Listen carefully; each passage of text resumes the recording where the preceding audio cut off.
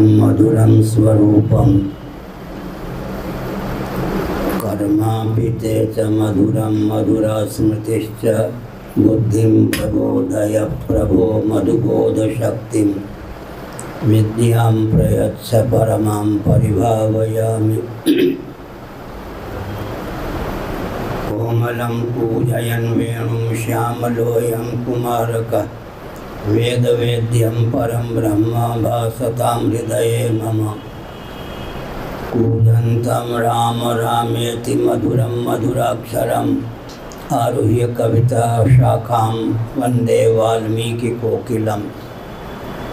निगमकल्पतरोर्गलितं फलं शुकमुखादमृतद्रवसंयुतं पिबत भागवतं रसमालयं मुहुरहो रसिका भुवि भावुकाः।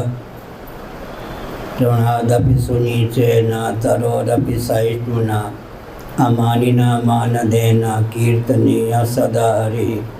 नारायणाखिल गुरो भगवन् नमस्ते शिवाय नमः शिवलिंगाय नमः। तन्मे मनः शिव संकल्पमस्तु सर्वे भवन्तु सुखिनः। श्री राम जय राम जय जय राम। श्री राम जय राम जय जय राम। धर्म के जय हो अधर्म का नाश हो, प्राणियों में सद्भावना हो, विश्व का कल्याण हो, गौ माता की जय हो, गो हत्या बंद हो, भारत अखंड हो, सार्वभूत हृदय धर्म सम्राट श्री स्वामी करपात्री जी महाराज की जय हो, श्री जगन्नाथ महाप्रभु की जय हो, श्री बलभद्र महाप्रभु की जय हो, भगवती सुभद्रा देवी की जय हो। हर हर महादेव। गोविंद जय जय गोपाल जय जय गोविंद जय जय गोपाल जय जय राधा रमण हरि गोविंद जय जय राधा रमण हरि गोविंद जय जय श्री कृष्ण गोविंद हरे मुरारे श्री कृष्ण गोविंद हरे हे नाथ नारायण वासुदेव। हे नाथ नारायण वासुदेव। गोविंद जय जय गोपाल जय जय गोविंद जय जय गोपाल जय जय राधा रमण हरि गोविंद जय जय राधा रमण हरि गोविंद जय जय श्री वृंदावन बिहारी लाल की जय। नमो माधव्य शंभो शिव शिव शिव शिव शिव शिव नारायण। भजनीय कमनीय वर्णीय एकमात्र भगवान ही सिद्ध होते हैं। श्री रामानुजाचार्य महाभाग ने श्रीमद् भगवद गीता के दूसरे अध्याय के भाष्य के संदर्भ में इस तथ्य को उद्भाषित किया कि शरणागति कर्तव्य नहीं है, शरणागति स्वतः सिद्ध है, शरणागति की अनुस्मृति कर्तव्य। जल तरंग स्वभाव से जल के प्रति प्रपन्न है ही, शरणागति उसके स्वरूप में सन्निविष्ट है ही। घटाकाश महाकाश के प्रति समर्पित है ही, अतः शरणागति कर्तव्य नहीं है। शरणागति जो स्वतः सिद्ध है उसकी अनुस्मृति कर्तव्य। श्री रामानुजाचार्य जी ने भगवद गीता के दूसरे अध्याय के भाष्य के संदर्भ में इस तथ्य को उद्भाषित किया। एक दार्शनिक सिद्धांत है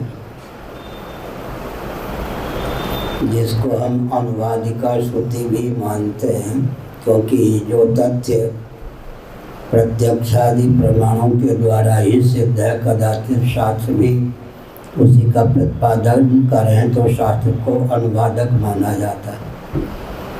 नवारे सर्वस्य कामाय सर्वं प्रियं भवति, आत्मनस्तु कामाय सर्वं प्रियं भवति। बृहदारण्यक का अनुशीलन करने पर अन्यों में प्रीति आत्मा के लिए होती है, आत्मा में प्रीति किसी अन्य के लिए नहीं होती। पंचदशी का विद्यानंद स्वामी जी ने इस श्रुति का तात्पर्य अभिव्यक्त करते हुए लिखा कि आत्मा शेषी है, जगत शेष है। श्री रामानुजाचार्य महाभाग ने शेषी और शेष शब्द का बहुत प्रयोग किया। अब एक विचारणीय प्रश्न है, भगवान यदि केवल आत्मीय हो, साक्षात आत्मस्वरूप भगवान न हो या भगवान को साक्षात आत्मस्वरूप न माना जाए तो अपनी अपेक्षा न्यून प्रीति के विषय ही भगवान बने रहेंगे। नवारे सर्वस्य कामाय सर्वं प्रियं भवति, आत्मनस्तु कामाय सर्वं प्रियं भवति। दयहूँ साप की मरिहूँ जाई, जगत मोर उपहास कराए। नारद जी अपने इष्ट को ही शाप देने के लिए उत्सुक हो गए। अगर वे शाप स्वीकार न करें तो मर तो सकता ही हूँ। तो यहाँ आकर भक्ति का पर्यवसान ज्ञान में हो जाता है, क्योंकि भजनी परमात्मा यदि आत्मा ही सिद्ध नहीं होते तो अपनी अपेक्षा किंचित न्यून प्रीति के विषय ही बने रहेंगे, प्रीति की पूर्णता नहीं होगी। इसलिए भक्ति की पूर्णता तत्व ज्ञान में ही है, यह समझना चाहिए। चतुर्विधा भजन्ते माम, भगवद गीता के 7वें अध्याय का अनुशीलन करें। वहाँ भगवान ने ज्ञानी को भी भक्त कहा है। तो गणित के दृष्टि से विचार करें, यदि ज्ञानी भक्त हैं तो ज्ञानी में रहने वाला जो ज्ञान है उसका नाम भक्ति हुआ या नहीं। गणित की दृष्टि से विचार करें, ज्ञानी को भी भगवान ने अभक्त नहीं कहा, भक्ति ही कहा है। और यहाँ तक कि ज्ञानी त्वात्मैव में मतम, ज्ञानी तो मेरे आत्मस्वरूप ही मुझे मान्य हैं। ज्ञानी में रहने वाला जो तत्व ज्ञान होगा उसका नाम भक्ति है या नहीं। भक्तिया संजातया भक्तिया, श्रीमद्भागवत के 11वें स्कंद का वचन है। वैदिक भक्ति का पर्यवसान रागानुगा भक्ति में है। भक्तिया माम अभिजानाति यावान यस्यास्मि तत्वतः तत्व माम तत्वतो ज्ञात्वा विशते तदनंतरम। गीता के 18वें अध्याय का अनुशीलन करें। भक्तिया माम अभिजानाति, भक्ति का पर्यवसान तत्व ज्ञान में सिद्ध हुआ। इसलिए हमारे पूज्य गुरुदेव धर्म सम्राट स्वामी कर्पाती जी महाभाग कहते थे, भाषा को लेकर, लहजे को लेकर, शैली को लेकर भेद है। भक्त क्या बोलेंगे, आनंद सिंधु में भव सिंधु की भावना हो गई। यानी कुछ कठोर भाषा में बोल देंगे, आनंद सिंधु में भव सिंधु का भ्रम हो गया। भावना और भ्रम में क्या अंतर हुआ? बोलने की शैली में भेद है या वस्तु स्थिति में भेद? भक्त लोग कहेंगे आनंद सिंधु में भव सिंधु की भावना हो गई है। सदा तद्भाव भाविता, भगवान के वचन से भी यह तथ्य सिद्ध है। ज्ञानी बोलेंगे आनंद सिंधु में भव सिंधु का भ्रम हो गया है। अब भावना कहो भ्रम कहो, अर्थ तो एक ही हुआ ना।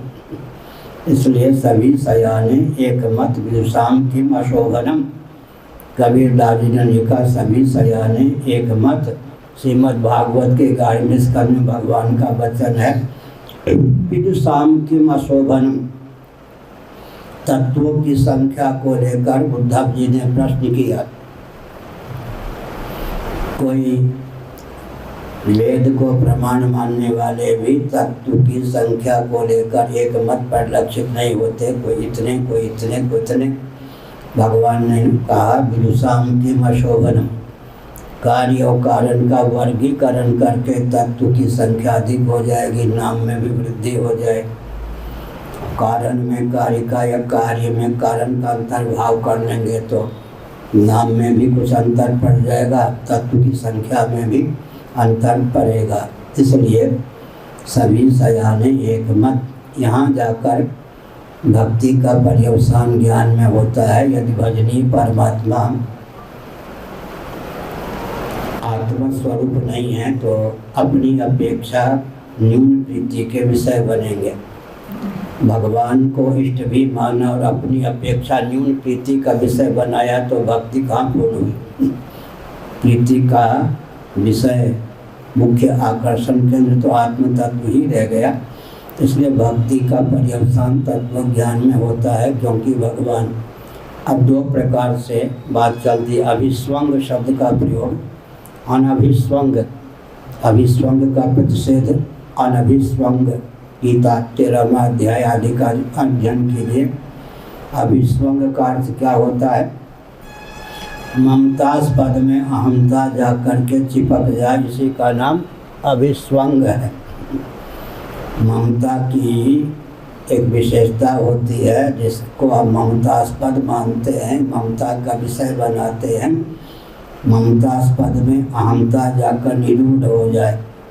पुत्र के बीमार होने पर लगे कि मैं ही बीमार हो गया, पत्नी के मरने पर लगे मैं ही मर गया। ममता का स्वभाव है, ममता तू न गई मेरे मन से। ममता का स्वभाव है कि अहमता का रूप धारण किए बिना नहीं रहती।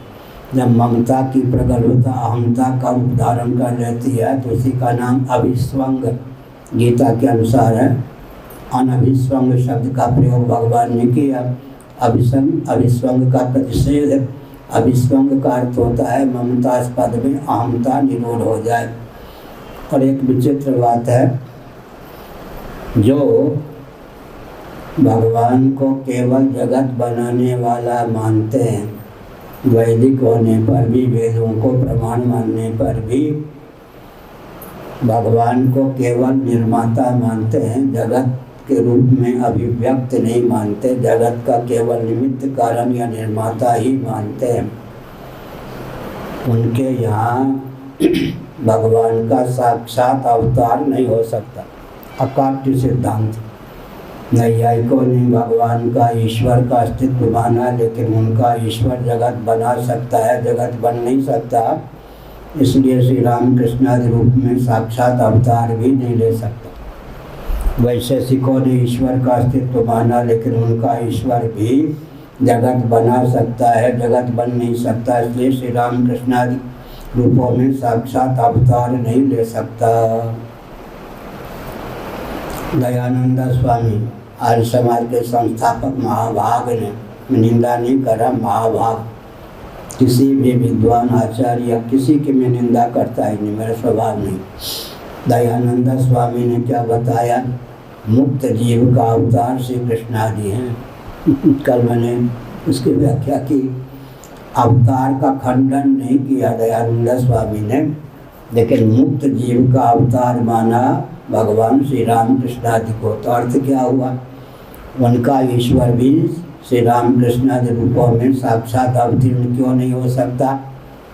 क्योंकि उन्होंने ईश्वर को जगत बनाने वाला ही माना, जगत का अभिन्न निमित्तोपादान कारण नहीं माना।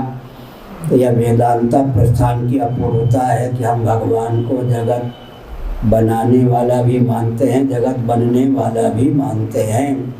तदैक्षत सईक्षां चक्रे सो कामयत आदि श्रुतियों का अनुशीलन करने पर भगवान जगत के निर्माता निमित्त कारण सिद्ध होते हैं।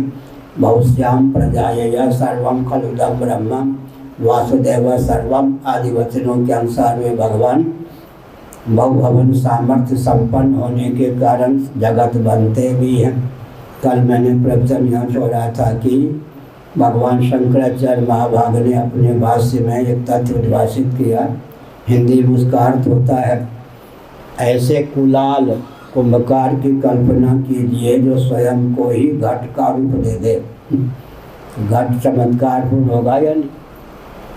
ऐसे कुंभकार कुलाल की कल्पना कीजिए उसे मिट्टी की आवश्यकता न हो, स्वयं को ही संकल्प योग से घट का रूप दे दे तो घट चमत्कार पूर्ण होगा या नहीं।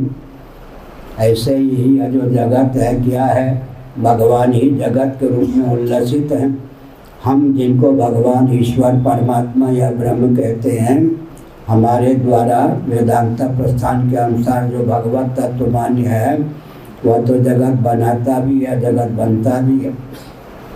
जीवों के शुभाशुभ कर्मों को द्वार बनाकर महासर के प्रारंभ में सच्चिदानंद स्वरूप करुणा वरुणालय सर्वेश्वर ही स्वयं को जगदाकार उद्भाषित करते हैं। जगत के निमित्त उपादान दोनों कारण भगवान ही सिद्ध होते हैं। मलिन सत्व के योग से अविद्योपाधिक जीव के रूप में भगवान उल्लसित होते हैं।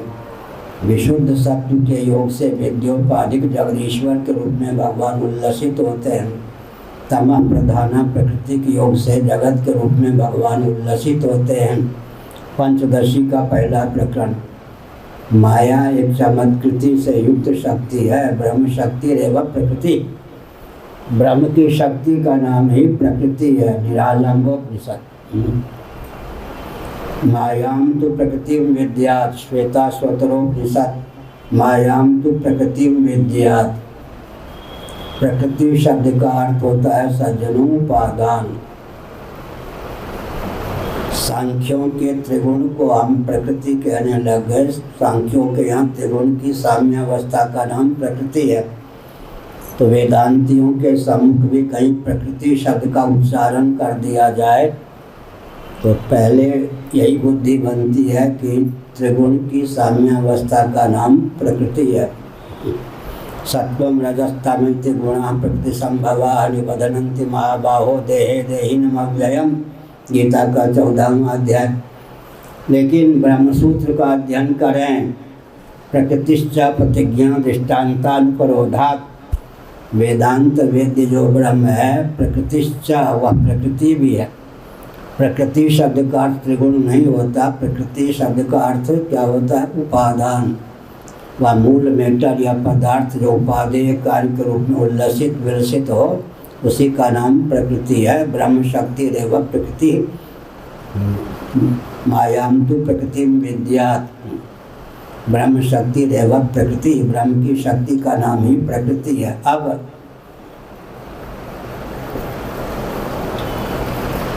श्री वल्लभाचार्य महाराज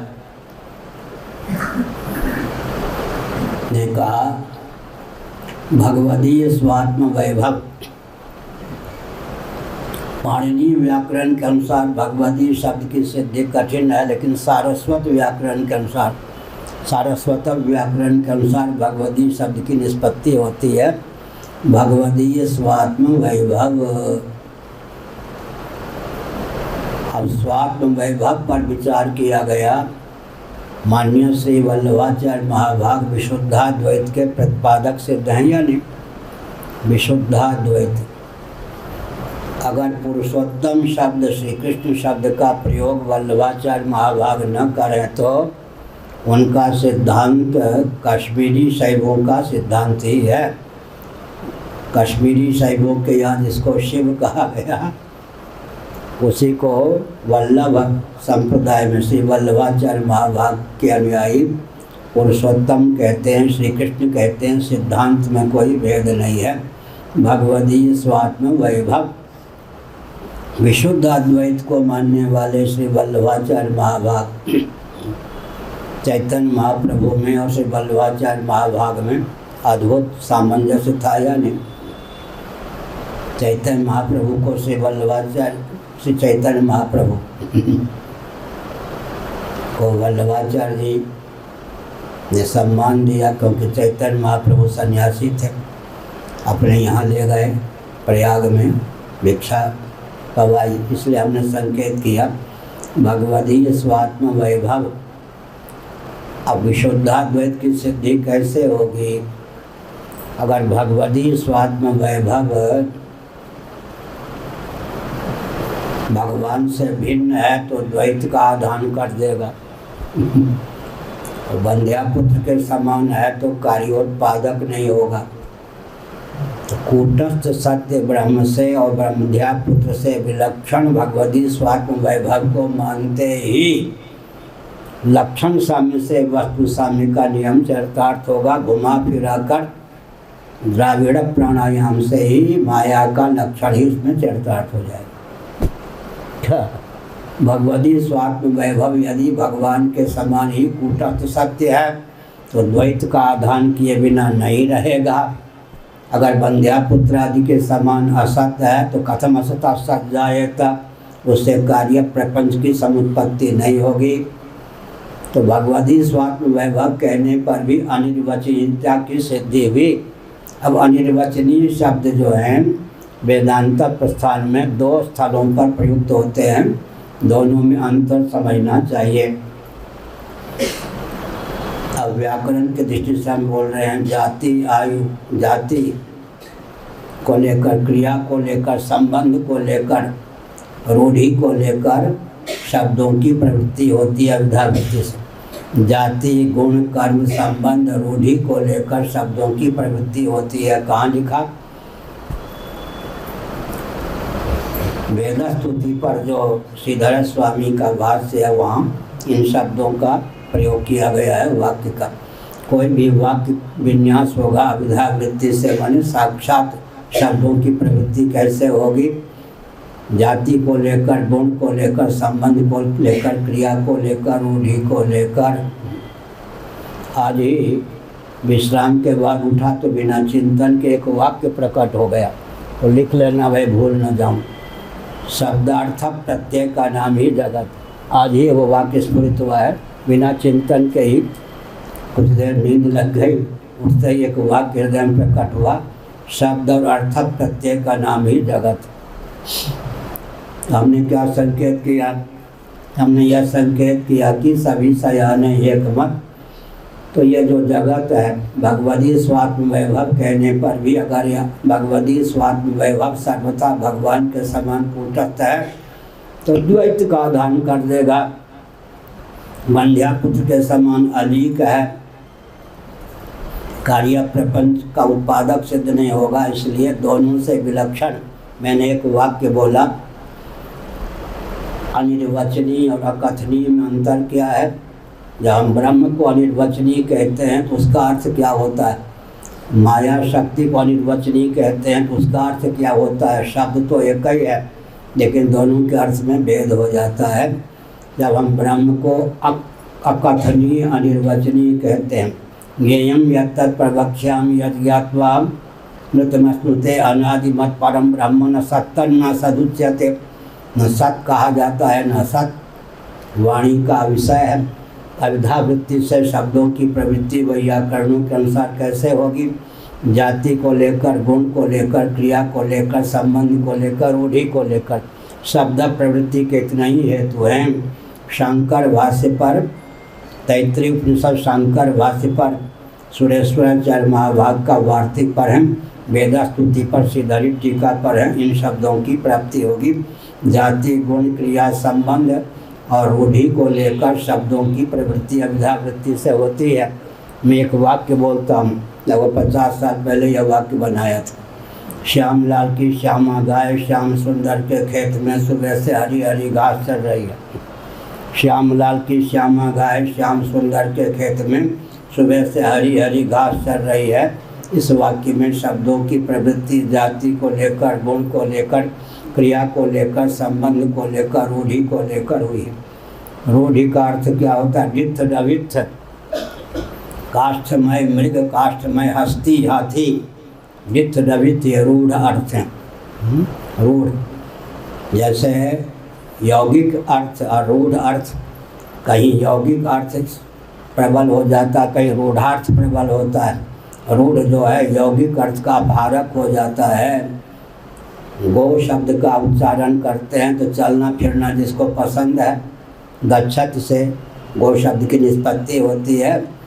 लेकिन चलते हुए गधे में भी लक्षण चला जाएगा, लेटी हुई बैठी हुई गाय में भी लक्षण नहीं जाएगा, इसलिए रूढ़ हो गया गो शब्द गाय में। गल कंबल लड़ली झाला कुबर इन दोनों से युक्त पूज्य पशु विशेष का नाम हुआ न गाय। जर्सी गाय में, नील गाय में ये लक्षण नहीं। गल, कंबल, लड़ली, झारी या ककुद उनमें नहीं होते, कुबर, इसलिए गाय का लक्षण नहीं। गोवत है, नील गाय कह देते हैं, जर्सी गाय कहते हैं। गाय के समान पर लक्षित होने पर भी गाय के लक्षणों से रहित है। तो हमने एक वाक्य बोला, क्या बोला?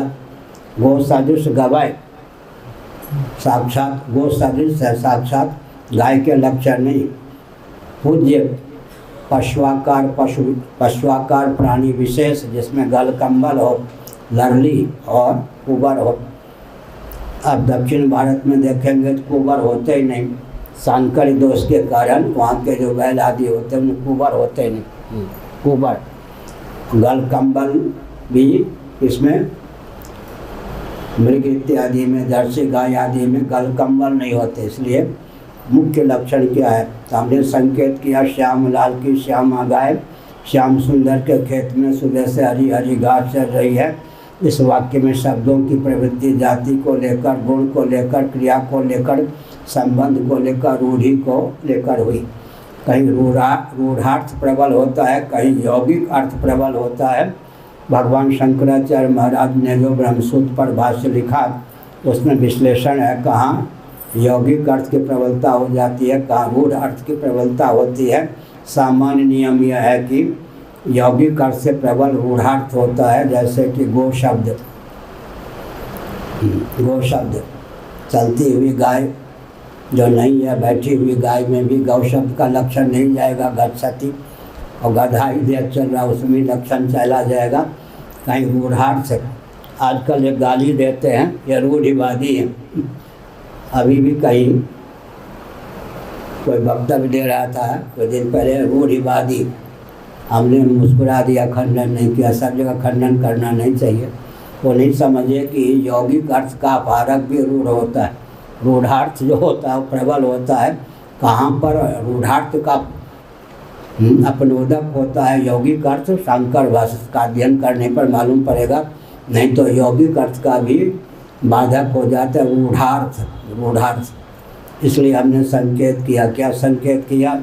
शब्दों की साक्षात प्रवृत्ति अविधा वृत्ति से जाति को लेकर, क्रिया को लेकर, गुण को लेकर, संबंध को लेकर, रूढ़ि को लेकर। लेकिन आत्म तत्व जो लक्ष्यार्थ भूमि में है वहाँ जाति रहित है, गुण रहित है, क्रिया रहित है, संबंध रहित है, रूढ़ि से भी अतिक्रांत है। सत्यम ज्ञानम अनंतम आनंदम ब्रह्म आनंदो ब्रह्म, जो वेदांत वेद्य। अब एक विचित्र बात है, सभी सयाने एक मत विदुषाम की मशोभनम।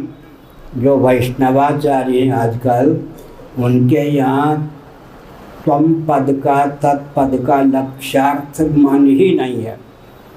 तो वाच्यार्थ भूमि में तो एक हम भी नहीं मानते, हो गया ना, सीधी बात है। विवाद कहाँ हुआ? इधर ध्यान दीजिए, गंभीर अर्थ है। श्री रामानुजाचार्य महाराज को ले लीजिए। महाराज में कहता हूँ भासपूर्वक नहीं, बहुत आस्थापूर्वक। मैं किसी आचार्य की निंदा नहीं करता, समीक्षा नहीं, आलोचना नहीं करता। सत्य सहिष्णुता की क्रमिक अभिव्यक्ति में सबका उपयोग है। हम एक संकेत करते हैं कि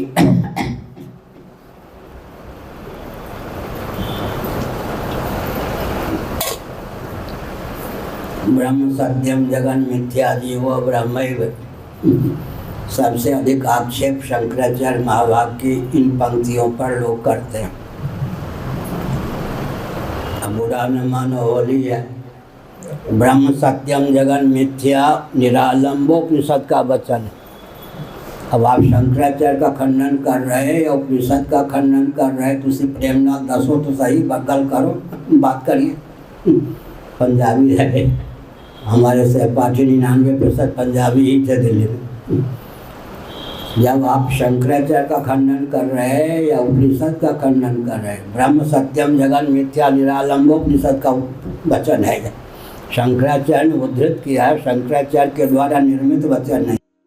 जीवो ब्रह्म सुख रहस्योपनिषद का वचन है। आप किसका खंडन कर रहे? एक बार कोई सामान्य ज्ञान से संपन्न, संस्कृत का सामान्य बोध भी हो, अष्टोत्तर शत उपनिषद मूल पढ़ ले, जिस निष्कर्ष पर पहुँचेगा वही तो शंकर सिद्धांत है। ब्रह्म सत्यम जगन मिथ्या जीवो ब्रह्मैव पर ही आपत्ति होती है। वो शंकराचार्य पर आपत्ति है, उपनिषद पर आपत्ति है।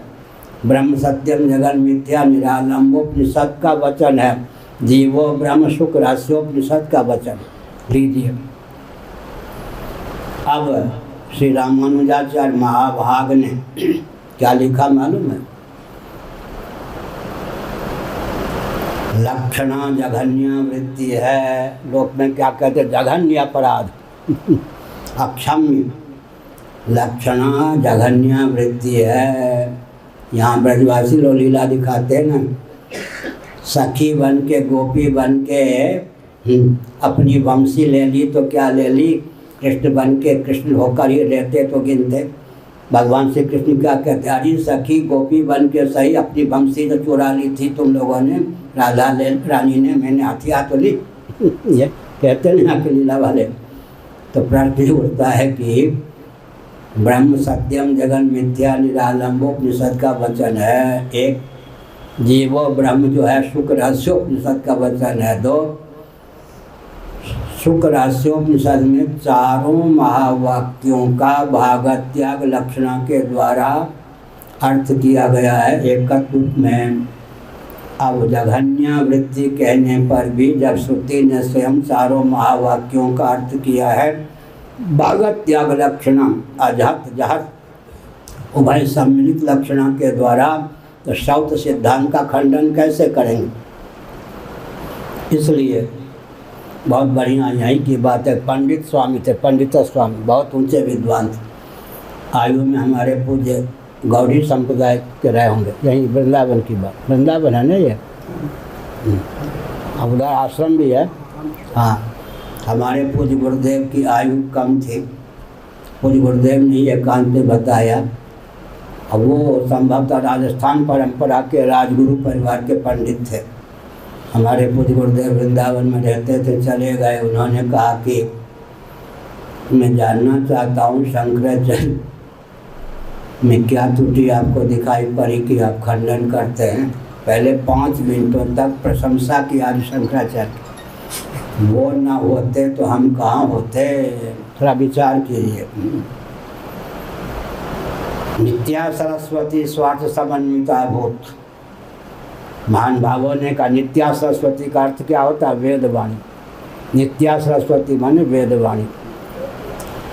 सच्चिदानंद स्वरूप सर्वेश्वर के सृष्टि आदि विषय ज्ञान में अभंग आनपूर्वी घटित अनादि शब्द राशि का नाम वेद है।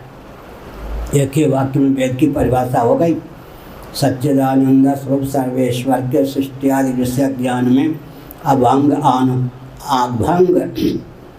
आनपूर्वी घटित अभंग अनादि अभंग आनपूर्वी घटित शब्द राशि का नाम वेद है।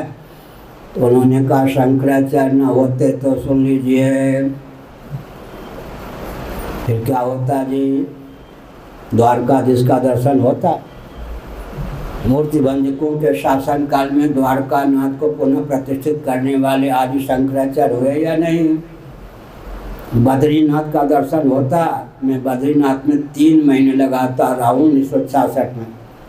इतना सा कपड़ा था, रात में लगता था एक क्षण बाद शरीर छूट जाएगा, फिर भी 3 महीने रहा हूँ। नारद कुंड में 3 बार डुबकी लगा करके बद्रीनाथ की मूर्ति को प्राप्त किया, तब प्रतिष्ठित किया। आदि शंकराचार्य न होते तो बद्रीनाथ का दर्शन होता। राजस्थान पुष्कर में ब्रह्मा जी का दर्शन होता क्या? और जो दारू ब्रह्म जगन्नाथ आदि की पूजा प्रतिष्ठा विलुप्त हो गई थी, फिर से आदि शंकराचार्य महाभाग ही ने तो लुप्त प्रक्रिया को उद्भाषित किया। तो सगुण साकार परमात्मा के प्रति उनकी आस्था न होती तो इन सब विग्रहों का दर्शन कहाँ होता? कर्मकांड की पराकाष्ठा ये कि सन्यासी होने पर भी माता को वचन दिया था बचपन में। योग बल से मालूम पड़ा कि मेरी माँ देह त्याग करने वाली हैं। योग बल से आकाश मार्ग से पहुँच गए और अपने चिन्मय कर कमलों से सन्यासी होने पर भी माता के शव का दाह किया इससे बढ़कर कर्मकांड के प्रति आस्था क्या होगी। आज बद्रीनाथ आदि का दर्शन होता है, अपने चिन्मय कर कमलों से इन भगवत विग्रह की पुनः प्रतिष्ठा की, इससे ज़्यादा उपासना कांड की बात क्या होगी। आकाश मार्ग से उड़ने की क्षमता थी, पर काया प्रवेश की क्षमता थी, इससे बढ़कर योग की पराकाष्ठा क्या होगी। और ज्ञान के बारे में तो कहने की आवश्यकता ही नहीं। इसलिए हमने सुना वर्णाश्रम के अत्यंत पक्षधर थे या नहीं, वर्णाश्रम के अत्यंत पक्षधर थे या नहीं। इसलिए हमने कहा, फिर उन्होंने कहा यहाँ के पंडित जी ने बात सब, तो फिर गुरुदेव ने कहा इतने प्रशंसक हैं शंकराचार्य की, फिर निंदा क्यों करते हैं। उन्होंने कहा सुनो, नाम रूप को जब हम मिथ्या कह देंगे तो मिथ्यात्व रूप अग्नि के चपेट में कहीं भगवान के नाम रूप ना आ जाए। इसलिए हमारी लाचारी है कि शंकराचार्य को गाली दे, होली है समझ गए ना। उन्होंने कहा कि हमारी लाचारी है नाम रूप को मिथ्या मानेंगे। नाम रूप अस्ति भाति प्रिय सरस्वती रहस्योपनिषद 5 भगवान की संज्ञा है अस्ति भाति प्रिय। जगत नाम रूपात्मक है। नाम रूप के मिथ्यात्व की अग्नि आग के चपेट में कहीं भगवान के नाम रूप ना आ जाएं, इसलिए अंदर से शंकराचार्य के प्रति आस्था रखने पर भी बाहर से गाली देने की हमारी लाचारी। लेकिन पंचदशी नामक ग्रंथ का अध्ययन कीजिए। सुन रहे निकल, पंचदशी नामक ग्रंथ का अध्ययन कीजिए। विद्यानंद स्वामी भी एक पीठ के आचार्य रह चुके हैं। पंचदशी नामक ग्रंथ का अध्ययन कीजिए। उन्होंने स्वयं प्रश्न उठाया,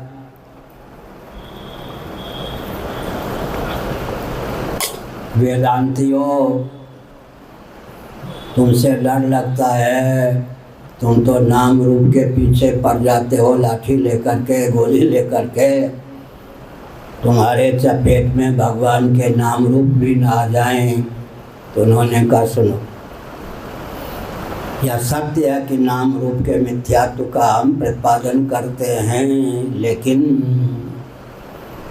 भगवान माने ईश्वर परमात्मा ब्रह्म वदन्ति तत्तत्त्वविदस्तत्त्वं यज्ञानम अद्वयम् ब्रह्मेति परमात्मेति भगवान्ति शब्दते यत् अद्वयं ज्ञानम तत्तत्त्वम्। ध्यानपूर्वक सुन रहे, भगवान के रूप का नाम ही स्वरूप हो जाएगा या नहीं। रूप की लक्षणा स्वरूप में होती है। वाचारंभणम विकारो नामधेयम मृत्तिकेत्यव सत्यम। घट मिट्टी रूप से मिट्टी जो है समष्टि, पृथ्वी रूप से पृथ्वी, जल रूप से जल, अग्नि रूप से अग्नि, वायु रूप से वायु, आकाश रूप से आकाश, अव्यक्त रूप से अव्यक्त, आत्मा रूप से। सबके मिथ्यात्व में प्रयोजन है, आत्मा को परम सत्य सिद्ध करने में प्रयोजन। सत्य से सत्यम।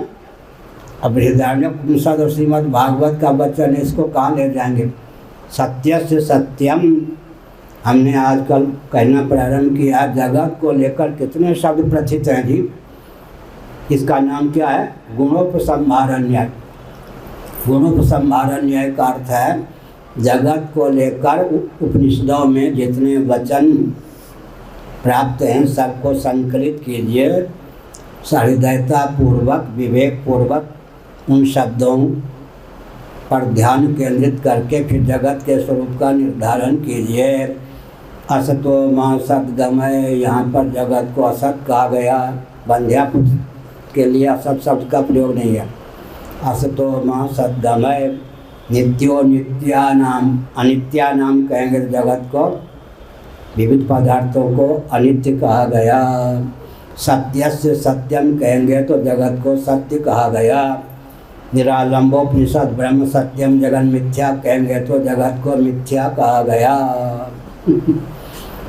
अब क्या करेंगे, आत्मै वेदम सर्वम ब्रह्मै वेदम सर्वम अहमे वेदम सर्वम सर्वम खलुदम ब्रह्म, तो जगत को आत्मा और ब्रह्म कहा गया।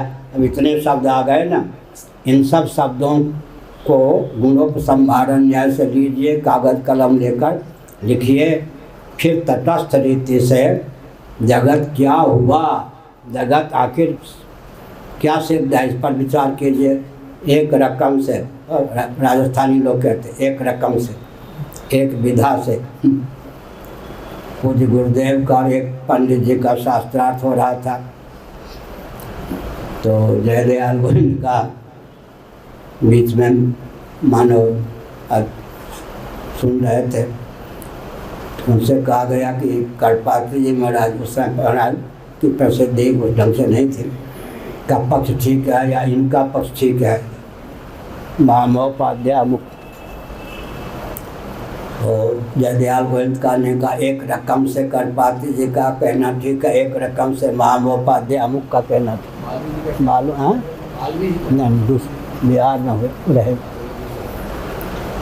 तो एक और थे गोविंद का, हरे कृष्ण गोविंद का एक और थे। उन्होंने कहा यहाँ भी एक रकम से इनका कहना, एक रकम। हम व्यापारी हैं ना, हम बनिया हैं, हम किसी को नाराज नहीं कर।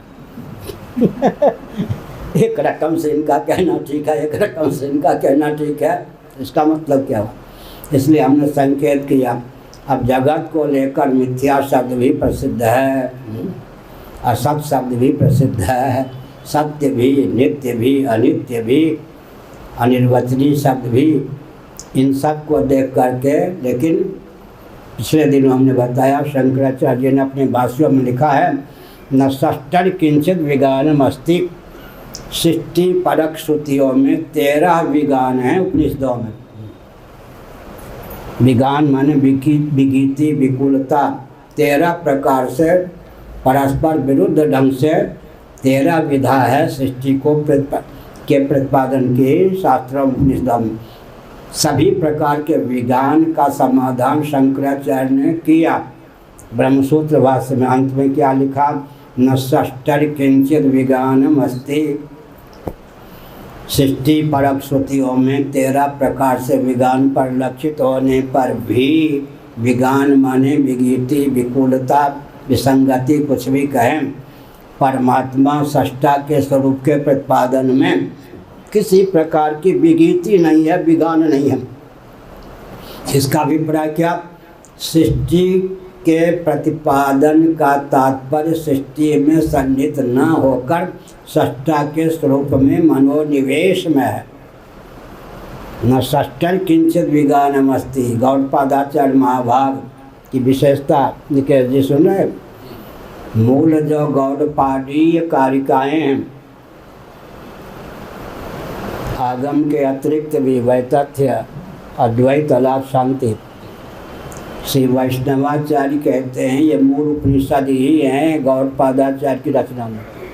हाँ, माने इतने प्रसिद्ध हुए हैं गौड़पादाचार्य महाराज के द्वारा जो विरचित कारिकाएँ हैं, वैतथ्य, अद्वैत, अलाप, शांति, उनको भी वैष्णवाचार्य इतना स्थान देते हैं कि उपनिषद ही मानते हैं। वो कहते हैं कि ये गौड़पादाचार्य द्वारा विरचित नहीं, उपनिषद ही हैं।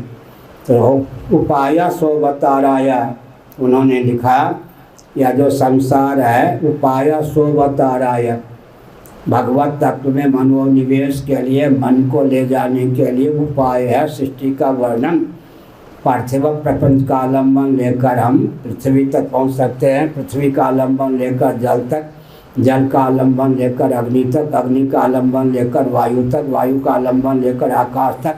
सन्निकट निर्विशेष, निर्विशेषता की अवधि से सन्निकट सविशेष की अभिव्यक्ति का नाम सृष्टि है। और सन्निकट निर्विशेष भावापत्ति का नाम है प्रलय, यही ना। निर्विशेष से सन्निकट सविशेष की प्राप्ति, और विशेषता की अवधि का नाम पृथ्वी है, निर्विशेषता की अवधि का नाम परमात्मा है। और प्रलय की प्रक्रिया है आरोह क्रम है, सृष्टि की प्रक्रिया अवरोह क्रम, पर्वतारोही कहते हैं। अवरोह ऊपर से नीचे, सृष्टि की प्रक्रिया नीचे से ऊपर, अंत में उपाय सोवताराय, भगवत स्वरूप में मनोनिवेश के लिए सृष्टि का वर्णन है। सष्टा परमात्मा में मन को सन्निहित करने के लिए साक्षात सृष्टि का आलम्बन लिए बिना साक्षात हमारा आपका मन भगवत तत्व में, साक्षात ब्रह्म तत्व में सन्निविष्ट नहीं हो सकता। इसलिए उपाय सोवताराय, अब तक के प्रवचन का सार हुआ, सभी सयाने एक मत, जितने भी विचारक हैं उनमें कोई विगिति नहीं। इसके लिए आजकल मैं उदाहरण देता हूँ। सबसे कट्टर द्वैतवादी मध्वाचार्य,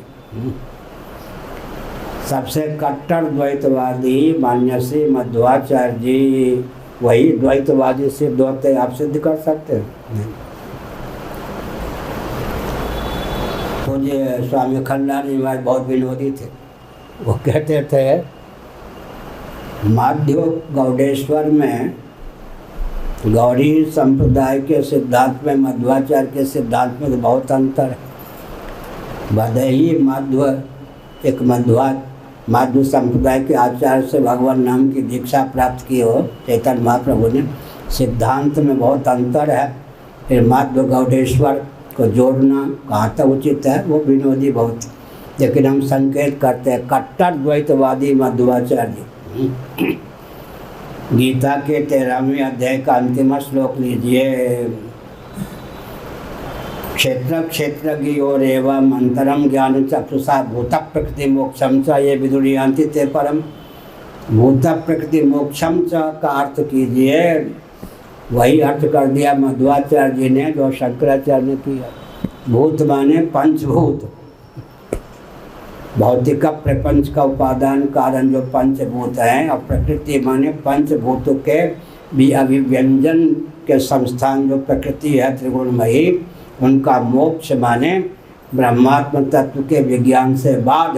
यहाँ मध्वाचार्य कहाँ रह गए? मध्वाचार्य कट्टर अद्वैतवादी हो गए या नहीं? इसलिए हम लोगों को कहीं कोई विसंगति नहीं दी।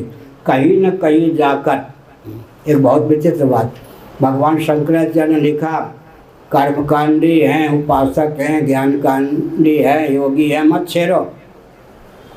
गोविंद पादाचार्य जी महाराज ने तत्व को भाषित किया, शंकराचार्य का भाष्य। अरे वैदिक बात पर चल रहे नहीं को छेड़ो मत, चलते चलते चलते चलते वहीं पहुँचेंगे जहाँ तुम चाहते हो। अब यहाँ लोग पढ़ते नहीं उस ढंग से ना। मध्वाचार्य जी कट्टर द्वैतवादी हो गए या कट्टर अद्वैतवादी, मेरा लिखा हुआ नहीं है। आप श्रीमद् भगवद गीता के 13वें अध्याय पर जो अंतिम श्लोक पर मध्वाचार्य जी का भाष्य है उसको पढ़िए। भूत प्रकृति मोक्षम का अर्थ वही कर दिया जो शंकराचार्य जी ने। तो मध्वाचार्य जी कट्टर द्वैतवादी कहाँ रह गए? और श्री रामानुजाचार्य जी महाभाग जो है विशिष्टाद्वैतवादी कहाँ रह गए? बुरा न मानो होली है। आप कहेंगे कैसे? ना सतो विद्यते भावो ना भावो विद्यते सतः। गीता के दूसरे अध्याय में भगवान श्री कृष्ण का वचन है। विष्णु पुराण में पराशर महर्षि का जो वचन है उसको उद्धृत करके श्री रामानुजाचार्य जी ने ना सतो विद्यते भावो ना भावो विद्यते सतः, इस श्लोक के भाष्य में क्या लिख दिया? ज्ञानातिरिक्त सब असत है। लो जी, यहाँ मध्वाचार्य यहाँ श्री रामानुजाचार्य जी विशिष्टाद्वैतवादी रह गए क्या? ज्ञानातिरिक्त सब असत है। लो, इससे ज़्यादा क्या द्वैत का प्रतिपादन होगा? कहीं न कहीं जाकर, इसीलिए चलते दीजिए, शास्त्र को मानते हैं ना, चलने दीजिए चलने दीजिए, चलते चलते चलते चलते वहाँ वो पहुँच जाएंगे जहाँ जाकर कोई विगाड़ नहीं। इसलिए नहीं हमने संकेत किया। और नहीं सत्य से नानात्वम, एक विचित्र बात है, नहीं सत्य से नानात्वम, ये भागवत का सिद्धांत है या नहीं? सत्य भी हो नाना भी हो, प्रातिभाषिक सत्य भी सत्य है, व्यावहारिक सत्य भी सत्य है, पारमार्थिक सत्य भी सत्य है। तो सत्य के तीन भेद हो गए अंत में। नहीं सत्य से नानात्वम, सत्य में नाना तो होता ही नहीं, सत्य तो सत्य ही है। एक ने कहा 3 और 2 पौने 5, एक ने कहा 5.5, एक ने कहा 5.25, एक ने कहा 5। संकेत क्या हुआ? 5 की ध्वनि सब में है या नहीं? 6, 7, 8 कुछ नहीं कहा। 3 और 2 पौने 5, 5 तो है ही। 3 और 2 5.25, 5 तो है ही। 3 और 2 5.5, 5 तो है ही। 3, 2, 5 तो 5 है ही। लेकिन गणित तो एक विद्यार्थी ने 3 और 2 का उत्तर दिया पौने 5, एक ने 5.5, एक ने 5.25, एक ने 5, एक ने 6, 7 कुछ और लिख दिया। लेकिन अब गणितज्ञ जो है, जो कॉपी जांचेगा, वो सोचेगा जिसके उत्तर में 5 की अनुगति नहीं है वो तो फालतू। लेकिन अब गणित हमको लाचार करता है, विवश करता है 3 और 2 को 4.25, 5.5, 5.25 लिखने वाले को नंबर दूं, या 3 और 2 को 5 लिखने वाले को नंबर दूं, तो 4.25, 5.25, 5.5 लिखने वाले को देखकर मुस्कुरा दूं। नंबर देना होगा तो नंबर 3 और 2, 5 लिखने वाले को ही दूं, यही ना है। इसलिए नसूरयो ही व्यवहार में नम तत्वावमर्शेन सा मनंती। बहुत बढ़िया। जड़ भरत श्रीमद् भागवत का 5वां स्कंद। सूर्य माने विचार कुशल मनीषी। नसूरयो ही व्यवहार में नम तत्वावमर्शेन सा मनंती। बहुत बढ़िया उपदेश। सूर्य माने विचार कुशल जो मनीषी होते हैं, तत्व विचार के समय व्यावहारिक मान्यताओं को, व्यावहारिकी मान्यताओं को ताक पर रखकर ही विचार करते हैं। लीजिए, नसूरयो हि व्यवहार में नम तत्वावमर्शेन सह मनंती। सूर्य माने विचार कुशल मनीषी तत्व विचार के समय व्यावहारिकी मान्यताओं को ताक पर रखकर ही विचार करते हैं। नसूरयो हि व्यवहार में नम तत्वावमर्शेन सह मनंती। मेरी आयु बहुत छोटी थी उन दिनों, शरीर की दृष्टि से। मैं कानपुर गंगा पार शुक्लागंज में आश्रम था, नैमिष दंडी स्वामी जी महाभाग का वहाँ था। एक कोई सज्जन आ गए, आयु में बहुत बड़े थे, मैनपुरी जिला के रहे होंगे। उन्होंने कहा, ब्रह्मचारी जी, उस समय उन दिनों मेरा नाम ध्रुव चैतन्य था, आप बड़े निष्ठुर हैं। हमने कहा क्या? वो व्यक्ति कुछ साहित्यिक थे। ये हरा भरा संसार, एक में ऋषिकेश में पूछ दिया गंगा जी का और वृक्षों का दर्शन कराते हुए आप लोग बड़े निर्दयी हो। हमने कहा क्या? ये पर्वत, हरा भरा वन, गंगा की विचित्र जलधारा, विचित्र गंगा के कलरव, सबको मिथ्या कह के पानी फेंक देते हैं। हलवा पूरी कचौरी सबको मिथ्या कह के क्या करेंगे भाई?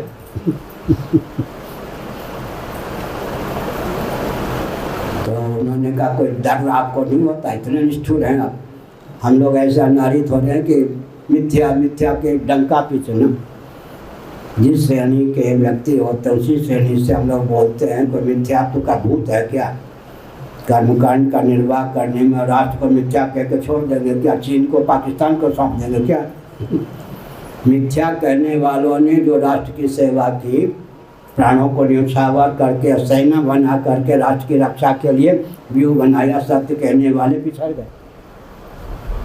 भगवान शंकराचार्य जी ने ऐसी व्यूह रचना की, राष्ट्र को अभयदान देने के लिए 4 पीठों को भावना करके कोई भी हमारी सीमा का अतिक्रमण न कर सके दम। इसलिए मिथ्या कहने वाले, मिथ्या का अर्थ क्या होता है मैंने बताया। मिथ्या का अर्थ क्या होता है?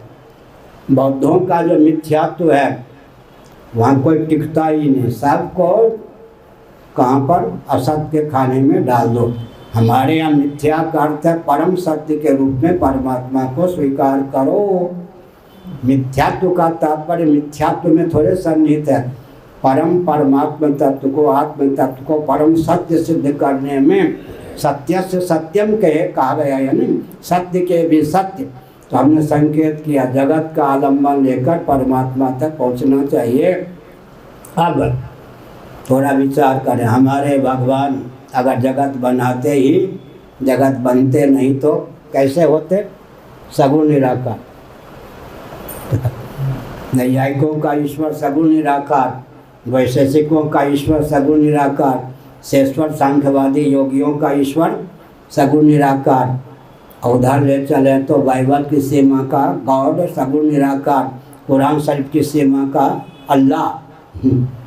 अल्लाह पर आजकल चला खूब, अल्लाह अल्लाह भगवती का नाम है अल्लाह। दबकौमदी पढ़िए, अल्लाह बहुवचन में होता है।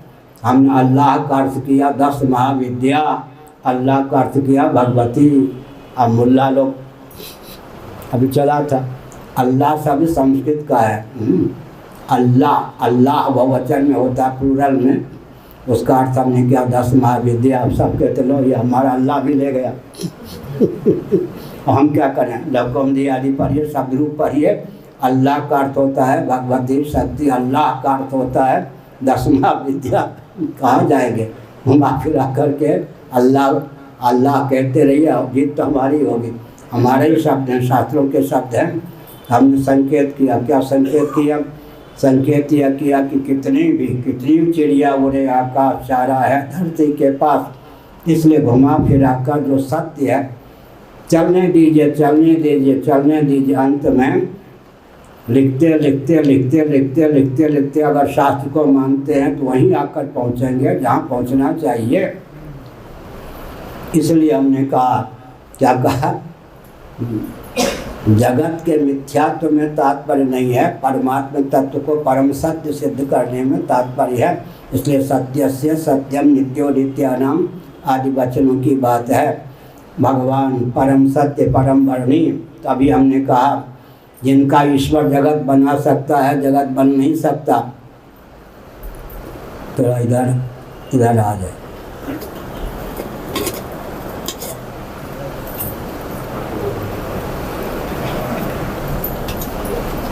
नैयायिकों का ईश्वर जगत बना सकता है, जगत बन नहीं सकता, ऐसा होता है। सगुण निराकार। वैशेषिकों का ईश्वर जगत बना सकता है, जगत बन नहीं सकता, तो साक्षात अवतार नहीं ले सकता, सगुण निराकार। शेष्वर सांख्यवादी योगियों का ईश्वर क्लेश कर्म विपाक आशय से अपरामृष्ट पुरुष विशेष जगत बना सकता है, जगत बन नहीं सकता, सगुण निराकार होता है। बाइबल की सीमा का ईश्वर, कुरान शरीफ की सीमा का ईश्वर सगुण निराकार होता है। अब वैष्णवाचार्यों का ईश्वर निर्गुण होता या नहीं? निर्गुणम निष्क्रियम शांतम निर्वध्यम निरंजनम। श्री रामानुजाचार्य महाभाग ने कहा ये तो शास्त्र के वचन हैं, अब करें तो हम क्या करें? निर्गुणम निष्क्रियम शांतम निर्वध्यम निरंजनम। क्षेपक नहीं मान सकते, प्रामाणिक वचन है, तो उन्होंने अपनी सीमा में डाल के श्रुति का अर्थ किया। क्या सीमा है? निर्गुणम माने सर्वथा निर्गुण नहीं, जीवनिष्ठ हेय गुण गण रहित होने पर भी सोचित दिव्याति दिव्य वात्सल्य सौरस्य कारुण इत्यादि गुण गणों से समलंकृत भगवान। यह निर्गुण का अर्थ होगा। ये निर्गुण का अर्थ श्री रामानुजाचार्य महाराज क्या करेंगे? निर्गुणम श्रुति है, खंडन तो नहीं कर सकते, तो अर्थ में संकोच करते हैं। निर्गुण का अर्थ है, देखिए दयानंद स्वामी मूर्ति पूजा और वर्ण व्यवस्था की मान्यता, धीरे से मैं बोल रहा हूँ, मूर्ति पूजा और वर्ण व्यवस्था की मान्यता को छोड़ दें, दार्शनिक सिद्धांत पर विचार करें तो दयानंद स्वामी विशिष्टाद्वैतवादी सिद्ध होते। फिर से सुनिए, मूर्ति पूजा वर्णाश्रम को लेकर जो दयानंद स्वामी की विचारधारा, उसको छोड़ दें, केवल दार्शनिक धरातल पर दयानंद स्वामी का विचार करें तो विशिष्टाद्वैतवादी सिद्ध होते। हमारे पूज्य गुरुदेव का वेदार्थ पारिजात, उसका खंडन बरेली के आर्य समाजी ने किया, वेदार्थ कल्पद्रुम। अब नाम ही उसके अर्थ का हो, आर्य समाजी कल्पवृक्ष तो नहीं मानते, नाम दे दिया अनुकृति करके कल्पद्रुम हो गया। तुम नाम ही तो आपने चुरा लिया। पारिजात के स्थान पर कल्पद्रुम, आर्य समाजी कल्पद्रुम थोड़े मानते हैं, कल्पवृक्ष आदि नहीं मानते आर्य समाजी, तो कल्पद्रुम नाम रखा। तो अंत में बड़ी विचित्र बात है, हमको पूर्वाचार्य महाराज ने, हम शंकराचार्य ने खंडन करने का दायित्व दिया। हमारे सामने समस्या आई कि दयानंद स्वामी का खंडन करूं या रामानुजाचार्य का खंडन करूं। मैंने खंडन 500 कोई डायरी है पूरी में 509 पृष्ठ संभवतः लिखे हुए, हमने कहीं छपने भी नहीं दिया। दयानंद स्वामी का खंडन करने चला तो सब रामानुजाचार्य महाराज का खंडन करने के लिए बाध्य हो गए। यह अभीष्ट नहीं। मूर्ति पूजा को लेकर, वर्णाश्रम को लेकर जो दयानंद स्वामी की मान्यता है, उसको छोड़ करके दार्शनिक धरातल पर दयानंद स्वामी विशिष्टाद्वैतवादी ही सिद्ध होते। इसलिए हमने संकेत किया, हमारे यहाँ बहुत बढ़िया, सभी सयान एक मत विदुषाम की मशोभनम, समय हो गया। संकेत किया कि असत्य सहिष्णुता की क्रमिक अभिव्यक्ति में इन शास्त्रों का तात्पर्य है। इसके लिए आजकल हम नाम लेते हैं मधुसूदन सरस्वती महाभाग के द्वारा विरचित प्रस्थान भेदा नामक ग्रंथ का अध्ययन करें। ये जो आचार्य लोग हैं इनका खंडन नहीं है, वैशेषिक न्याय इत्यादि में संगत आई गई। विदुषाम की मशोगनम प्रस्थान भेदा सबका तात्पर्य परम तत्व में ही है, सत्य सहिष्णुता की क्रमिक अभिव्यक्ति में। और श्री रामानुजाचार्य, वल्लभाचार्य इत्यादि जितने महानुभाव हैं 80% कर्मकांड परक वचनों को लेकर एक रूपता है या नहीं? प्राचीन आचार्यों ने कहीं भी वर्णाश्रम का खंडन किया क्या? नहीं किया। 80% कर्मकांड परक वचनों को लेकर एक रूपता है, 16% उपासना कांड को लेकर एक रूपता है, और किंचित अद्वैत को मान करके 97% साम्य है। उस साम्य पर अपना ध्यान धर के लठ प्रहार करना कहाँ तक उचित है? 80% कर्मकांड पर वचनों को लेकर 16% उपासना कांड पर वचनों को लेकर कोई विगीत नहीं। हमारे भगवान अवतार लेते हैं, उनके भगवान भी अवतार लेते हैं, मतलब हमारे भगवान जगत के अभिन्न निमित्तोपादान कारण है, इसलिए अवतार लेते हैं। जिनका भगवान जगत बनाता भी है, जगत बनता भी और साक्षात अवतार लेता है। इस प्रकार से विचार करने पर सगुण साकार भी हम भगवान को मानते हैं, सगुण निराकार भी मानते हैं, निर्गुण निराकार भी मानते हैं। एक बहुत विचित्र बात, क्लेश कर्म विपाक आशय अविद्या अस्मिता राग द्वेष अभिनिवेश, भाई 2-4 वाक्य के वचन को विराम। अविद्या का अक्लिष्ट उपयोग योग दर्शन में प्रमाण, विपर्यय, विकल्प, निद्रा, स्मृति, चित्तवृत्ति के 5 प्रभेदों का वर्णन है। अंत में लिखा गया योग दर्शन का अक्लिष्ट और क्लिष्ट, विपर्यय का भी अक्लिष्ट उपयोग हो सकता है, मोक्ष में उपयोगी। योग दर्शन के अनुसार जगत सत्य है। अगर कोई जगत को मिथ्या मानता है तो योग दर्शन के अनुसार विपर्यय है, विपरीत ज्ञान है। लेकिन इसके व्याज से भी अगर वो अनात्म वस्तुओं से विरक्त होता है तो विपर्यय का अक्लिष्ट उपयोग हो गया योग दर्शन के अनुसार। तो अविद्या का अक्लिष्ट उपयोग क्या है जी? सगुण साकार भगवान को मानेंगे तो वाक्य अन्यत नहीं मिलेगा, तो साथ सम्मत। प्रीति विशिष्ट अविद्या का नाम है वात्सल्य रस। अविद्या का क्लिष्ट उपयोग क्या है? छी छी छी छी, गोमय मंडित लाला को देखकर यशोदा ने कहा छी छी। ये क्या है? प्रीति विशिष्ट अविद्या। कर्दम कीचड़ लखपत श्री कृष्ण बालमुकुंद को देखकर छी छी सुवर सुकर। भगवान ने समझा दिव्य दृष्टि संपन्न है, मैं बड़ा भी रह चुका हूँ ना, यज्ञ बड़ा माने मुझे पहचान लिया। ये क्या है? प्रीति विशिष्ट अविद्या का नाम वात्सल्य है। मधुरीपुर अहमिति भावनशीला जयदेव जी गीत गोविंदम और कृष्णो हम भागवत। लो जी, अस्मिता का क्लिष्ट उपयोग हो गया या नहीं? भगवान के अवतार को मानेंगे तो अविद्या भी तारणी बन जाएगी, अस्मिता भी तारणी बन जाएगी, भवसिन से तार देगी। रागास्पद भगवान को बना लिया, राग क्लेश है या नहीं? राग का क्लिष्ट उपयोग हो गया। अब रह गए 2, द्वेष और अभिनिवेश। नारद जी ने क्या कहा? भागवत पढ़िए, न तथा भक्ति योगे न, और रामचरितमानस में वैर भाव सुमरहि मोहि निश्चर।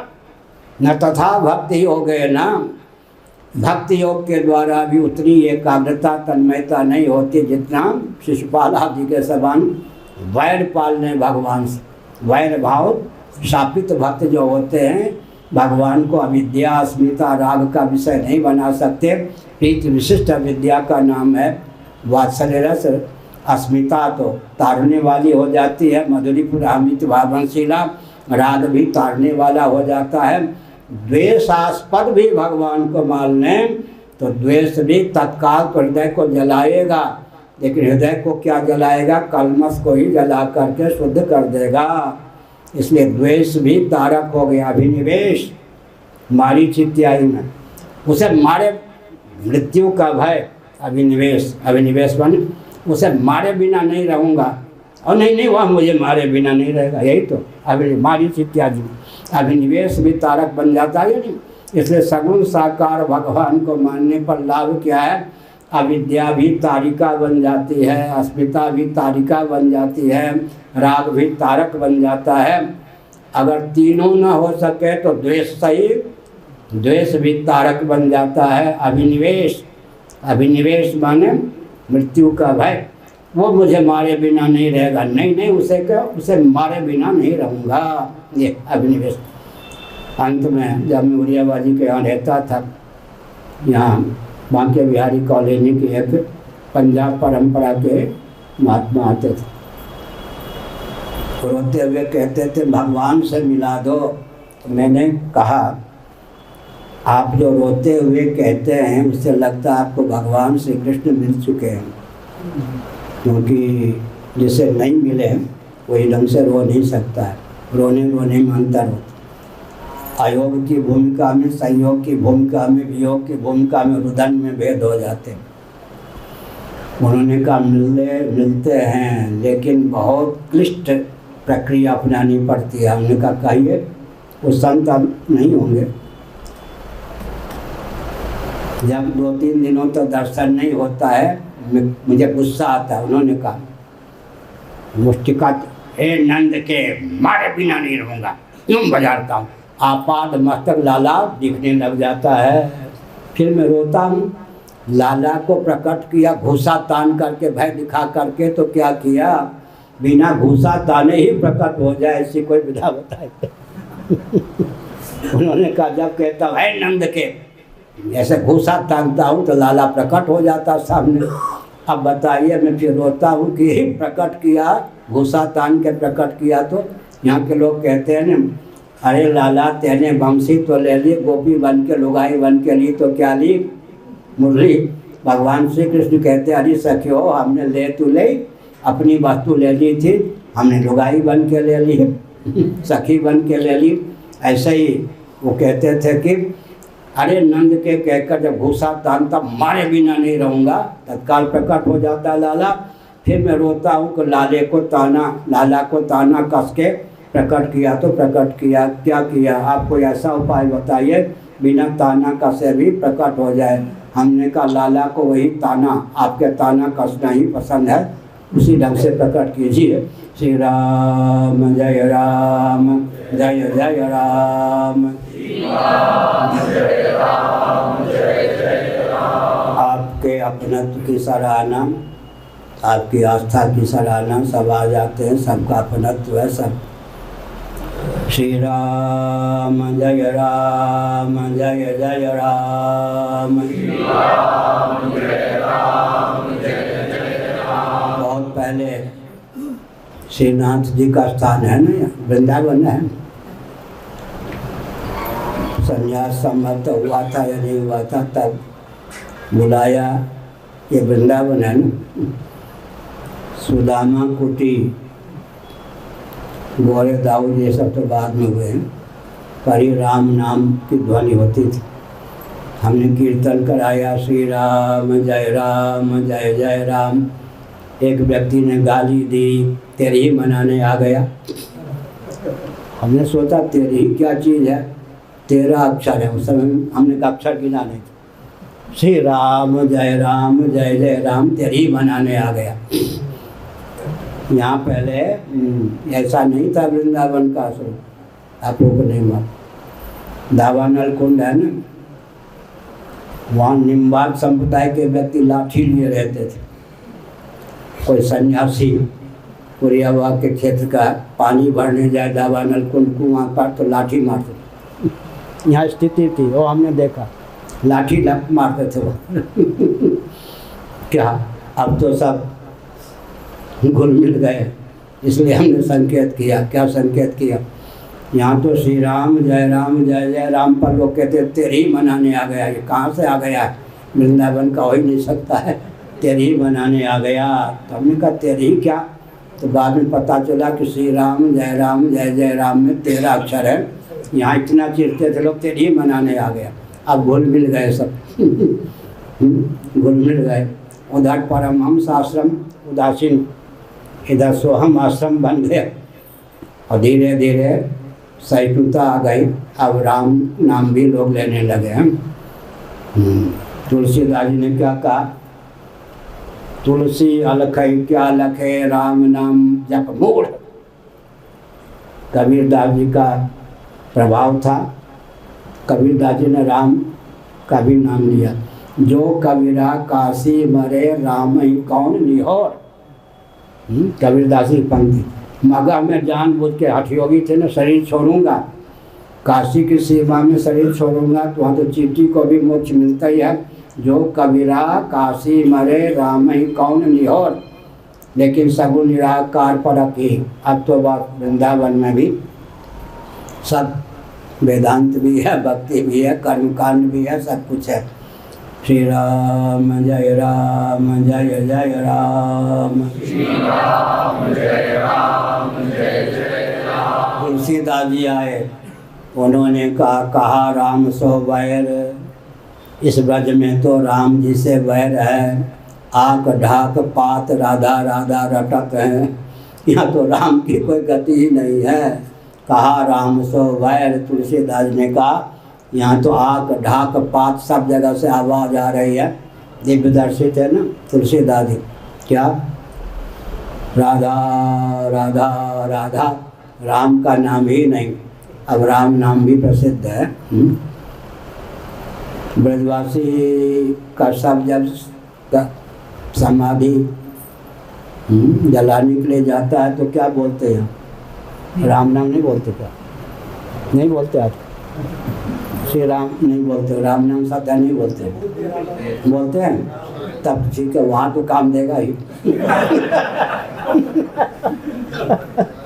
आप जगह नहीं सही तो स्मशान के समय तो राम नाम काम देगा ही। तारक ब्रह्म, ब्रह्म माने शब्द ब्रह्म, तारक माने भवसिंह से तारने वाले। या तो ओम या राम नाम को उपनिषदों में तारक ब्रह्म कहा गया है। भगवान शिव काशी में जो देह त्याग करता है उसको दिव्य द्रव्य सूक्ष्म विपाकात्मक पुण्यसार सर्वस्व से विग्रह प्राप्त होता है। पहले से तत्वज्ञ नहीं है तो पार्वती जी उसके सिर को अपने गोद में ले लेती हैं, आंचल से हवा करती हैं। भगवान शिव दक्षिण कान में राम या ओम, यही तारक ब्रह्म है। उपलक्षण राम नाम, इसलिए राम नाम सत्य है। उस समय ठीक है ना, बहुत बढ़िया। नीकू ही फीकी लगे बिन अवसर की बात। हमारे पूज्य गुरुदेव कहते थे नीकू ही फीकी लगे बिन अवसर की बात। अब भोजन के समय राम नाम सत्य है, लोग मारने दौड़ेंगे। बात तो सत्य है ना, राम नाम सत्य है। तो मैं विषय कहाँ छोड़ा था। पंचदशी कार ने कहा कि तुम लोग नाम रूप के दुश्मन हो तो भगवान के नाम रूप को भी मिथ्या मान लो। क्या उत्तर दिया पंचदशी कार विद्यानंद स्वामी जी ने? ठीक है, मैं कहाँ मानूं यह तो बताओ। भगवान, ध्यान से सुनिए, जो कहते हैं नाम रूप मिथ्या तो भगवान के नाम रूप को भी ये मिथ्या कहे बिना नहीं रहेंगे। ये नहीं, पंचदशी कार विद्यानंद स्वामी जी ने प्रश्न उठाया, जगत के नाम रूप को तो भगवान में मिथ्या सिद्ध करेंगे, परमात्मा ब्रह्म या भगवान के नाम रूप को कहाँ मिथ्या सिद्ध करेंगे। असत में अधिष्ठान होने की क्षमता नहीं है। स्वयं में किसी के नाम रूप स्वयं में अध्यस्त होते नहीं। जगत में किसी भी उपादान कारण के नाम रूप कार्य में अध्यस्त होते नहीं।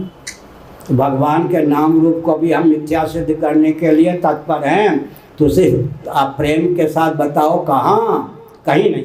इसलिए भगवान के नाम रूप सत्य है। लिखा है पंचदशी कार विद्यानंद स्वामी ने। उसमें नियम क्या है? विकल्पना निर्धिष्ठान नहीं होती, बाद असाक्षिक नहीं होता, नाश निर्णय नहीं होता, उत्पत्ति असंग मूलक नहीं होती, अप्राप्त का प्रतिषेध नहीं होता, प्राप्त प्रयुक्त हुए बिना नहीं रहता, और शब्द और अर्थ के प्रत्येक का नाम ही जगत है। एक वाक्य अपने आप स्फुरित हुआ बिना चिंतन के ही, शब्द और अर्थ के प्रत्येक का नाम। फिर से सुनिए, शंकराचार्य के अनुयायी भगवान के नाम रूप को मिथ्या नहीं मानते। गीता का 17वां अध्याय लीजिए। वैसे पंचदशी कार विद्यारण ने कहा बिल्कुल हम नाम रूप को मिथ्या मानते हैं, लेकिन भगवान के जो नाम हैं, भगवान के जो रूप हैं, किसने मिथ्या मानेंगे? रस्सी में सर्प, धारा, माला, भूषित, दंड आदि के नाम रूप को मिथ्या मानेंगे ना। भगवान के नाम रूप को असत में क्षमता नहीं कि अधिष्ठान हो सके। स्वयं भगवान में किसी के नाम रूप उसी में मिथ्या नहीं सिद्ध होते। कहाँ मिथ्या मानेंगे? जगत में। जगत तो ब्रह्म का कार्य है। पृथ्वी के नाम रूप घटादी में मिथ्या नहीं होते सिद्ध। न कार्य में मान सकते हैं, न असत में मान सकते हैं, न उसी में मान सकते। इसलिए भगवान के नाम रूप असत नहीं है, जगत के नाम रूप मिथ्या है। इससे ज़्यादा आस्तिकता क्या होगी? फिर कहा गया आप तो अद्वैत के पक्षधर हैं, नाम रूप को लेकर द्वैत की प्राप्ति हो जाएगी। कहा बिल्कुल नहीं होगी। किमिदम या क्या है पूछा गया। मान लो या किमिदम या क्या है? ताम्र पात्र है, ताम्र का लोटा है। जब ताम्र धातु का ज्ञान हो गया, पात्र का ज्ञान हो गया, तो नाम रूप का एकत्व हो गया या नहीं? वस्तु का विज्ञान होने पर नाम रूप की विभाजक रेखा विगलित हो जाती है। इससे बढ़िया अद्वैत का सिद्धांत क्या होगा? द्वैत अद्वैत के नाम पर मारपीट ये नहीं। आज के प्रवचन का सार क्या हुआ? भगवान को अभिस्वंग के बल पर या साक्षात विवेक के बल पर दो चीज़ है। या तो अभिस्वंग मानिए। अभिस्वंग का अर्थ क्या होता है? ममता की प्रगल्भता से ममतास्पद में अहमता निरूढ़ हो जाए। अभिस्वंग, अनभिस्वंग शब्द का प्रयोग है ना गीता 13वां अध्याय। अभिस्वंग का अर्थ होता है ममतास्पद में, पत्नी में ममता की पराकाष्ठा, पत्नी के बीमार होने पर लगे मैं ही बीमार हो गया। पुत्र में ममता की पराकाष्ठा, ममता की पराकाष्ठा जहाँ होती है वहाँ अभिस्वंग के बल पर अहमता चली जाती। भगवान को आत्मी मानेंगे तो आत्मबुद्धि का उदय हुए बिना नहीं रहेगा। दूसरी बात है, भगवान को अगर आत्मी ही मान के रहेंगे तो अपनी अपेक्षा भगवान में न्यून प्रीति हुए बिना नहीं रहेगी। भगवान को इष्ट भी चुना और अपनी अपेक्षा न्यून प्रीति का विषय बनाया, भक्ति कभी पूर्ण होगी क्या? इसलिए भक्ति का पर्यवसान तत्व ज्ञान में हुआ या नहीं? भगवान केवल आत्मी ही नहीं, आत्मा स्वरूप भी हैं, और आत्मा स्वरूप ही नहीं आत्मीय भी हैं। अवतार दृष्टि से आत्मा स्वरूप होते हुए आत्मीय हैं, आत्मीय होते हुए आत्मा स्वरूप हैं। इसलिए हमारे पूज्य गुरुदेव ने कहा जगत ब्रह्म है, सर्वं खलिदं ब्रह्म। श्री रामकृष्ण भी ब्रह्म है। सावधान 22 रामकृष्ण निरावरण ब्रह्म है और जगत सावरण ब्रह्म है। रामकृष्ण निरावरण ब्रह्म है, अविद्या नहीं। निज इच्छा निर्मित तन, अविद्या विरहित भगवान का स्वरूप है। अविद्या विशिष्ट नहीं है, अविद्या विरहित निज इच्छा निर्मित तन, विद्योपाधिक भगवान अपनी शक्ति विद्या के योग से रामकृष्णादि रूपों में अभिव्यक्त होते हैं। भगवान श्री रामकृष्ण के जो विग्रह हैं, विश्वनाथ चक्रवर्ती जी ने तो लिख दिया, भगवत विग्रह को लक्ष्य बनाकर तो तर्कणा शक्ति का उपयोग करते हैं, दूर उनसे बात करना ठीक नहीं। लेकिन जिनके जीवन में तर्कणा शक्ति है, मुँह बंद करके तो मारेंगे नहीं, तर्क का अवसर तो देना पड़ेगा।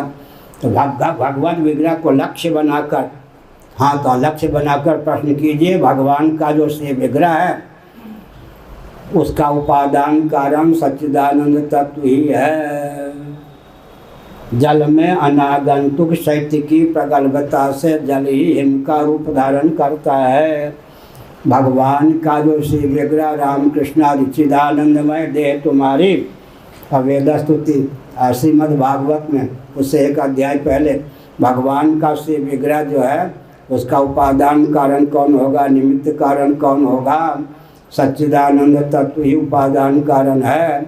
विशुद्ध सत्वात्मिका विद्या माया निमित्त कारण है। भगवान के द्वारा प्रेरित भगवान की उपाधि भूता विशुद्ध सत्वात्मिका विद्या माया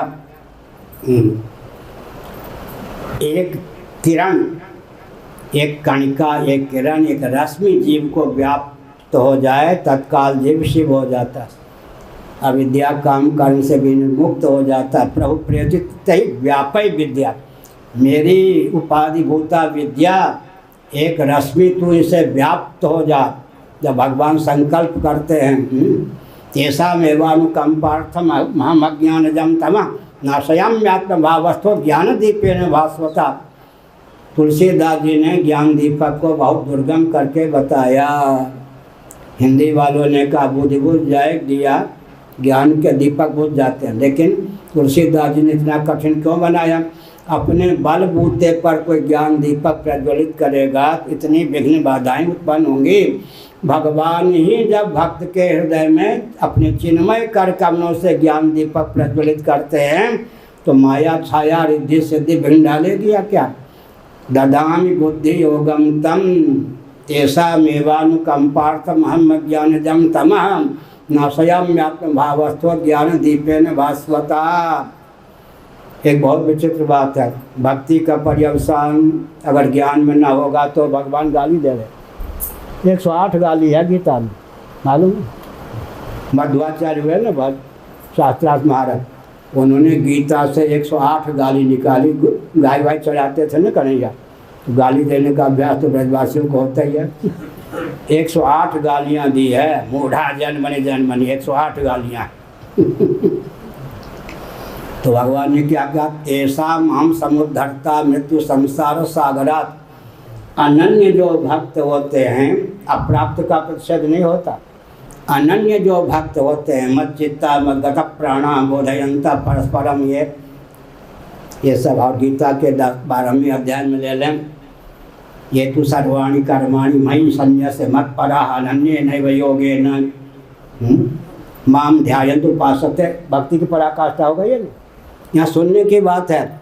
ये तो सर्वाणी कर्माणि मयि संन्यस्य मत्पराः अनन्ये नैव योगेन माम ध्यायन्तु उपासते। इससे बढ़कर भक्ति प्रस्थान कहेंगे तो मुक्त होंगे, लेकिन भगवान की दृष्टि, पहली दृष्टि कितनी है? तेषा माम समुद्धरता मृत्यु संसार सागरात। मेरी दृष्टि में इतने अनन्य भक्त, उच्च कोटि के भक्त भी मृत्यु संसार सागर में निमग्न हैं, लेकिन चिंता की कोई बात इसलिए नहीं है कि मैं ही उनका समुद्धरता बनता हूँ। अब भगवान की दृष्टि को प्रमाण मानेंगे या अपनी दृष्टि? भक्ति की पराकाष्ठा हो गई ना। ये तो सर्वाणी कर्माणि मयि संन्यस्य मत्पराः अनन्य योग अनन्ये नैव योगेन माम ध्यायन्तु उपासते। इतनी उच्च कोटि कहीं जाए वो क्या कहेंगे भाई, तो मुक्त है, सिद्ध है प्रस्थान भेद से। लेकिन भगवान की दृष्टि में अभी तो मृत्यु संसार सागर में पड़ा हुआ है, लेकिन चिंता की बात क्यों नहीं है? क्योंकि भगवान स्वयं उसके समुद्धरता हो जाते हैं।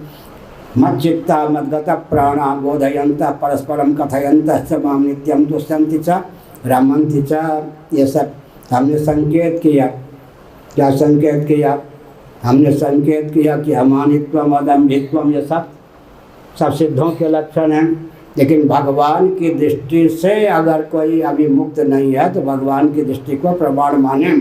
इसलिए दार्शनिक धरातल पर भी जब तक भगवान आत्मी बनकर ही रहेंगे, आत्मा सिद्ध नहीं होंगे, तब तक अपनी अपेक्षा न्यून प्रीति के विषय ही बने रहेंगे। इसलिए भक्ति की पराकाष्ठा भी तभी संभव है जब भगवान को आत्मी ही नहीं बल्कि आत्मस्वरूप भी माने। आत्मी मानते हुए आत्मस्वरूप माने, आत्मस्वरूप मानते हुए आत्मीय माने।